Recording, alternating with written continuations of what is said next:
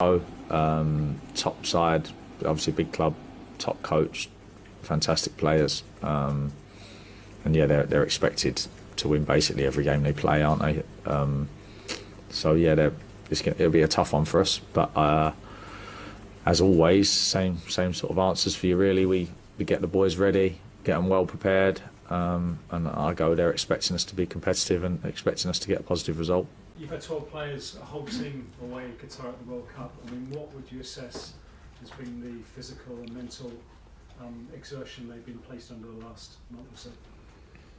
Well, yeah, 12, but it's a bit of a mix in terms of when they got knocked out and how much game time they played. So it's a real mix across the 12. They've dripped back in according to their own circumstance, and I have to say they've come back in a really good way. We're still waiting on Hakim and Mateo.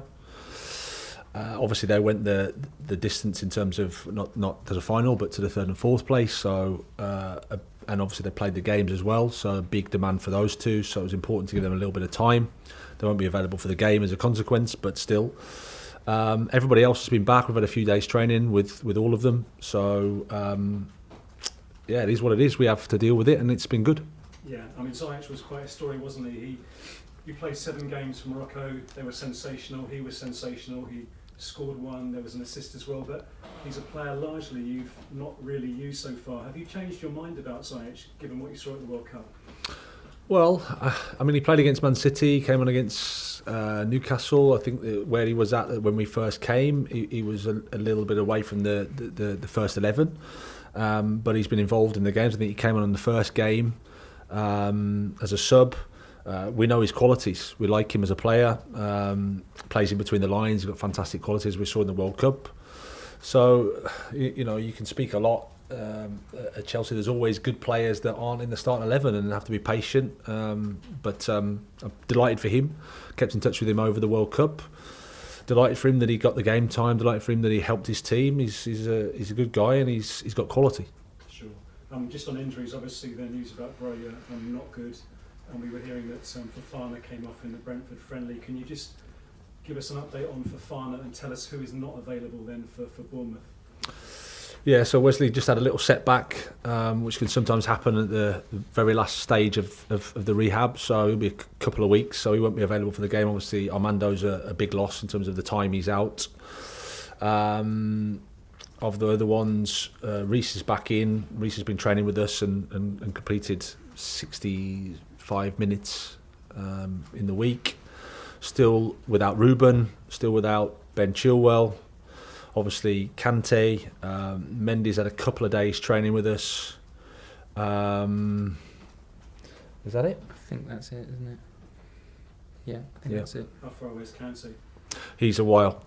He'll be end of Feb, start of March. You're coming up to your first transfer window as the Chelsea manager. Christopher Vivell is on board now as the technical director.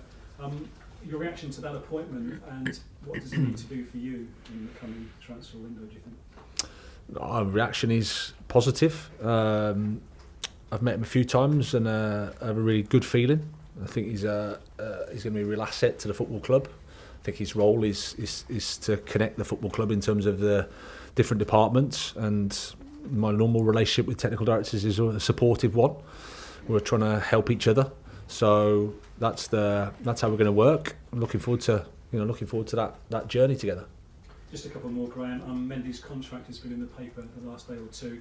There's been a suggestion that he won't sign because he's not happy with the terms on offer. Can you clarify that, and how happy is Mendy at Chelsea right now?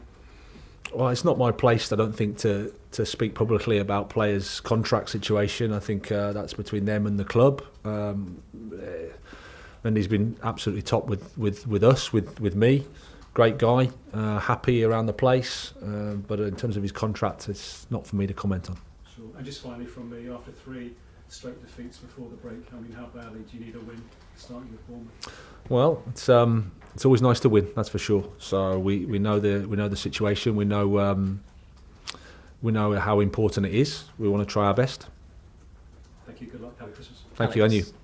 Hi, Graham. Hi. How are you? Good, thank you. Yourself? Good, thank you. Just picking up on that, those 3 league defeats before the break, considering that, how beneficial was the break, and do you see the squad in a better place now? Yeah, I mean, I think you have to go through moments. Everyone, if you're honest, you say, well, we were suffering a little bit before the break in terms of the results weren't what we wanted. Performances weren't so good either. So sometimes as a team, as a club, you have to, you go through these periods. We were through one there, and I could offer lots of explanations as to why, but you just have to accept that sometimes they happen, and you have to, get through them, and then a break can help, of course, whether it's an international break, whether it's a different fixture in terms of a different competition. But we had the break. Obviously, the guys that went away had a World Cup. That gets cleared away, and everyone can come back and reset. And obviously, all the learning that's happened in that really intense period, you can consolidate and say, okay, how do we go forward? And that's been beneficial. Gary O'Neill speaks very highly of you. What have you made of the job he's done at Bournemouth in a short space of time? No, it's there. You can see. Results-wise, a significant improvement, and I would say performance as well is strong. I think he's been able to put his ideas onto the team. Very clear. I like how they play. They build up. They can use the longer balls sort of forward, but they don't just do that as well. They play through the back. Defensively sound as well. So he's done a really good job. Nick? Hi.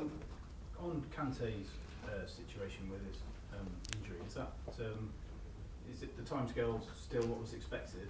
Yes. Yeah. It's a surgery, so it's a minimum period. I think it's 4 months, pretty much. The longer, sort of that length of time, obviously, you know what his situation is about his future. I know you don't want to talk about contracts, but was there enough time to kind of, the decisions about him have to be made before he'll be playing again?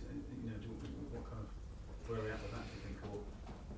Or? I think my focus is just to help him get back fit as soon as possible. I mean, everyone knows the quality that he has, so that's not in question. It's more just helping him get fit, helping him get on the pitch, doing it the right way, and looking forward to seeing him play football, because we haven't seen him. And with the time that you've obviously the break, have you been able to, how much, obviously you haven't had your full squad available to you, but have you been able to use the break to your advantage in terms of putting things in place and just, obviously, you didn't have a pre-season, and pre-seasons are sort of harder and harder to come by, aren't they, in football generally? So Yeah. were you able to use that to get things done that you wouldn't have done otherwise? Yeah, we've used the time as best as we can. Like you say, in the first few days we had, I think, 4 players to work with. So that brings its, can't prepare. It would have been ideal if we could play Bournemouth in a 5-a-side. That'd be good, but we can't. So we have to sort of work. We've used the young players. Built the ideas, like I said, try to consolidate all the learning that happens in that really intense period, and make some more connections with the people at the club, because you forget that you're sort of into this massive, intense period, and you're still getting to know everyone around the building. So we could do that. We had a week away together, so that helped that, I think, really well. So I think the feeling is really positive, but yeah, so we're looking forward to the game. Dom? Hi, Graham. Hi. A bit of a random general one, if possible. What did you find most interesting tactically about the World Cup and watching teams at the tournament? Was there anything that stood out for you that you thought was different or unusual? I suppose the thing that stood out was the defensive strategies of the teams. I would say it was mostly relatively passive. So there wasn't too much of pressing or pressing high. It was a bit more of a drop off.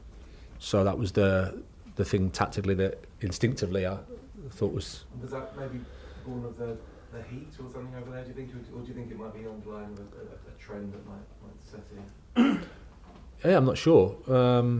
Good question. It could be a bit of everything, I suppose. But yeah, the heat plays a part. I suppose if you're going to coordinate any pressing, you'd argue you'd need some time to work on that. And obviously, with the lack of time that the international teams had, you have to select what you need to work with, I guess, and what you think is prioritised. What's the priority? And I suppose dropping off and defending that way is an easier way to do it, because you haven't got the time to make it any more progressive. Okay, last one in the broadcast, Martin Tyler. Hi, Martin. Compliments of the season to you. And to you. It's a logistical question, really. We know how difficult it is as a coach to manage the Christmas period anyway. Will you be able to put into practice, if there'd been no World Cup, what you'd have done over the next 2 weeks? Or will you have to change what you would have done, say, a year ago at Brighton with these fixtures because of the World Cup? Will you give players different time off, or are you going into a schedule now that actually doesn't take the World Cup into account at all? You've got to prepare as if there hadn't been. Does that make sense? Yeah, I think so. I mean, what we've done is we've given all the guys that have been in the World Cup some time off, so they've had a bit of a break, a bit of a holiday, a bit of time with their families. Obviously, it's not so easy to get the balance right. We're all learning because it's never happened before, you know, so we don't know how that's going to go. And I think you've got to constantly evaluate the players and assess, because you might get 2 or 3 months down the line and think, hang on a minute, we need to do something here just to refresh, because we don't know how that's going to look like in the future, long term. The effects of a World Cup, something so big, you know, when you're watching it, you realise how big it is. We all know that, but we were speaking before it, and so it's the World Cup, and because we're in the middle of a Premier League pre-season, you know, Premier League season, it's like. But then you watch the World Cup final and you think, wow, this is a massive event, and of course it is. So you don't know how that's going to play out long. So that's a bit of a constant assessment and evaluation. But now we're confident that the guys are where they are, and we can work and we can prepare normally to the games. Yeah, it's actually Gary O'Neill's first match in charge since being permanently appointed as the Bournemouth manager. It felt like he already was, because he had such a long spell as the caretaker boss. But it'll be good to see them back in action, along with Chelsea, who are desperate for wins, Darren. They lost 3 in a row prior to the World Cup break, 5 without a win after it had started all so well for Graham Potter as the new Chelsea boss. How much do you think he will have been working with the team in this break, and what were the key things he needed to work on, do you think? Defence. They've been conceding too many goals and they're not scoring enough either. And I'd say he's under a bit of pressure going into this game, because there are some Chelsea fans who've lost faith these goals again, in isn't him. it? I know you as a Brighton fan, this is music to your ears. They're not showing enough of them. No, I know. Okay, We only saw 2 Brighton goals. But if you look at the manner of these goals, uncertainty in the Blues back line, ball watching, and they're far too static. And I think if we see that in this Bournemouth game, they could be in trouble, because Bournemouth have had wins at Chelsea before. Bournemouth do have players who know how to score goals. They also have players who can work for Gary O'Neill, and we've seen that in the games. The initial games, they fell off a bit towards the back end of the first half of the season, but they do play for him. Potter needs this result. He and Moyes going into this game, we were talking about Arsenal West Ham a second ago, both under pressure, because they've both got sets of fans who are a little bit uncertain, a little bit restless, a little bit concerned. Certainly Chelsea fans starting to pine a bit for Thomas Tuchel, which is unfair, because I think as far as Potter's concerned, he's come in, he's got a new way of doing things. He doesn't quite have his team yet, and I think he'll need it. But I think as far as this game is concerned, it could be a banana skin for him. After 14 matches in the Premier League last season, so same amount of games Chelsea have played now, Chelsea were actually top of the Premier League table under Thomas Tuchel. And as Darren's pointed out, we have heard some Chelsea fans that are, you know, wishing that he'd never been sacked as the Chelsea boss. And Darren points out that's unfair on Graham Potter. How much time does he need? Well, hindsight's a great thing, because people were saying the same thing about Frank Lampard, and they easily forgot about that when Thomas Tuchel won the Champions League. So it's difficult for Graham Potter, because he had to take this job. Yeah. Let's be honest, he did. I know Brighton fans are reluctant to let him leave, but he had to. It's one of the biggest jobs in the world. But he's not going to get time. Maybe Todd Bowley might do different things to Abramovich, but we've seen, you know, there's a reason why Chelsea have had 20 managers in 22 years, because they just don't give managers time. I think the biggest concern for me with Graham Potter is he doesn't know his best 11. You know, the tinkering at times. Loftus-Cheek was playing at right back, full back. Azpilicueta was playing higher. Didn't make sense to me. I mean, he's one of the best managers. We know this, Graham Potter. I'm not a manager. I'm just giving my opinion of what I see. And I'm seeing too much tinkering. I'm seeing, you know, players playing Kovacic, Jorginho, then he'll bring on Conor Gallagher, then he'll come off. It's almost like too much tinkering. Mason Mount might play one game, then he won't play the next game. I know it's football, and you have to make changes, but you can't make 7 or 8 changes every single game because there's no continuity. Now, when he took over in the job, he was in place for a month before they play Leipzig in the Champions League. So he had that time. Salzburg, sorry. He had that time, didn't he? With the team. Now he's had that time with the players that haven't been at the World Cup. Hopefully he can implement it, but the results have to come because I do worry for him. And it's modern day football. Managers don't get much time anymore. They just don't. And the fans are not happy with the way that Chelsea are playing. We talk about Tottenham. They're not playing great football, but they're still getting results. Chelsea are not getting the results. And when I was at the Brentford game, a couple of months ago, it was just, there was no plan.